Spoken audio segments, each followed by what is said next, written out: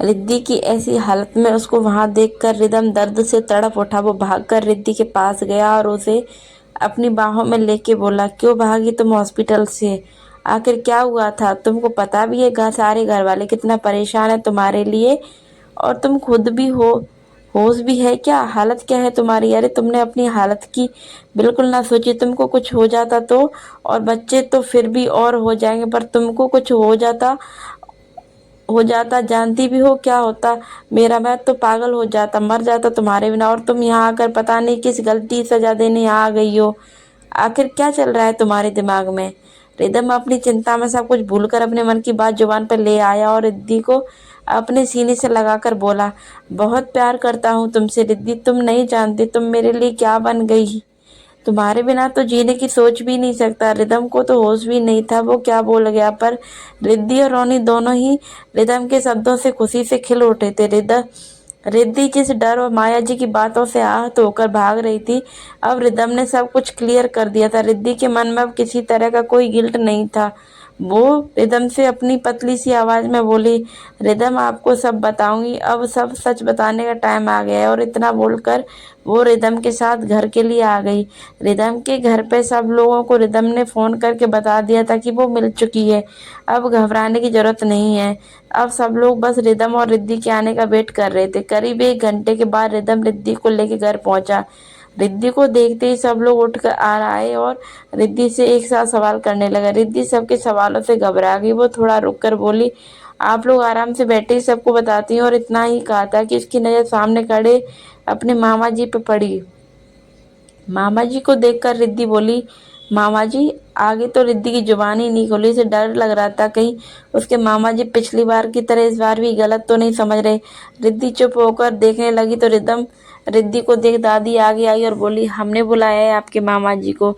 फिर रिदम को देखकर बोली, रिदम वैसे तो हम लोग सही टाइम का इंतजार कर रहे थे आपको सच बताने का, पर सही टाइम आता है उससे पहले ही इतनी गड़बड़ हो गई। हमने चाहते कोई और परेशानी आए, इसलिए हम आपको आज वो सच बताने वाले हैं जो आपको बहुत पहले पता चल जाना चाहिए, लेकिन वो अभी तक छुपा था। जो आज हम आप सबके सामने वो सच बता रहे हैं, इसी के लिए हमने रिद्धि के मामा जी को बुलाया है। सच की बात सुनकर रिदम के कान खड़े हो गए। वो वहीं नीता चाची कुछ भी समझ नहीं आ रहा था कि किस सच की बातें हो रही हैं और कौन सा सच बताने वाली हैं। उसके माथे पर पसीने की हल्की बूंदें आने लगी।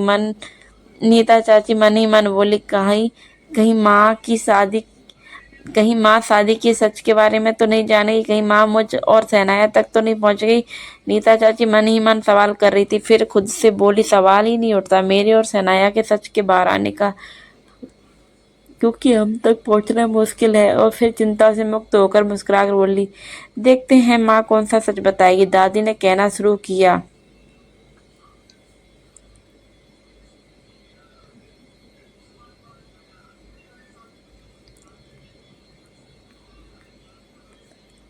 रिदम, हम उस सच की बात कर रहे हैं जो तुमसे और रिद्धि दोनों से जुड़ा है। हम वो सच बताने वाले हैं जिसके बारे में आपको नहीं पता। हम आपको सब बताएंगे, आप ध्यान से हमारी बात सुनना और हमारे चुप होने के बाद ही आप बोलना शुरू करना। रिदम, आपकी शादी रिद्धि से हमारे इशारे पे हुई थी। रिद्धि मंडप में बैठी जरूर थी, पर उसको बिठाने का रास्ता हमने ही बनाया था। रिद्धि ने जो आप सबको सच बताया था वो बिल्कुल सच था। तब तब बस उस सच को ओपन करने का हमारे पास कोई सबूत नहीं था। असल में मैं और राधिका उस लड़की सनाया का वो सच जान चुके थे कि उसके साथ शादी होना यानी कि हमारे घर की बर्बादी शुरू होना। हमने राधिका ने उस लड़की को किसी से बात करते हुए सुना था कि वो रिदम से शादी करके सिर्फ और सिर्फ पैसों के लिए कर रही है। शादी होने के बाद कैसे भी करके वो सारी प्रॉपर्टी अपने नाम कर यहाँ से भाग जाएगी।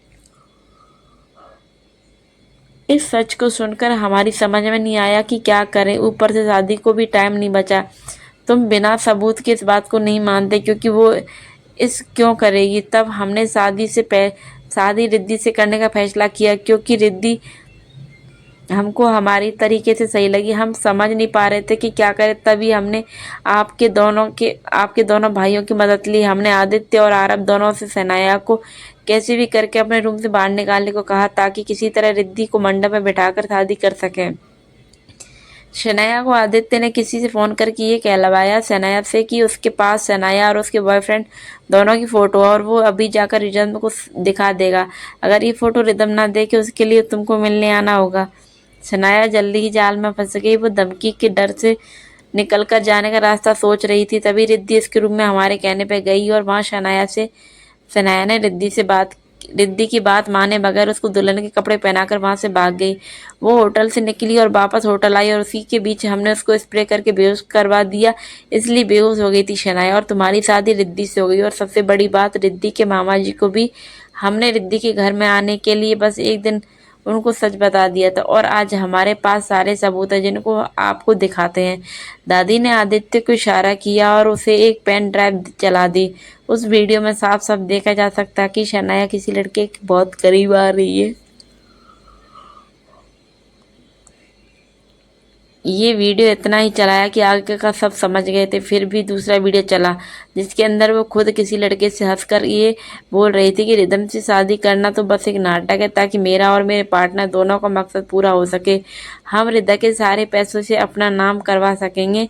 सारे वीडियो देखने के बाद सच बाहर आ गया था, पर अभी भी ये सवाल था कि उसकी दूसरी साथी कौन है। सच सुनने के बाद रिदम तो जैसे जमसा गया, उसके दिमाग ने सोचना ही बंद कर दिया। तभी रिदम सामने देखकर बोला। आखिर क्या बोला रिदम, ये जानने के लिए आप लोग दूसरे वीडियो का इंतजार कीजिए। नेक्स्ट पार्ट आपको कल मिलेगा। आज का पार्ट कैसा था आप लोग कमेंट करके बताइए। कहानी लिखने के लिए आप लोगों को सहयोग तो करना ही होगा। आप लोग मुझे कमेंट करके बताइए ताकि मैं जल्दी से आप लोगों के लिए नेक्स्ट वीडियो डालूं। तब तक के लिए सभी को बाय।